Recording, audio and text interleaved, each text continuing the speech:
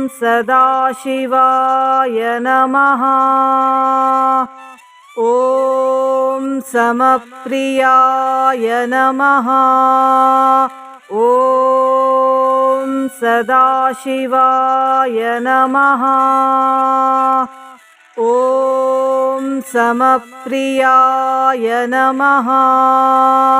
ॐ सदाशिवाय नमः।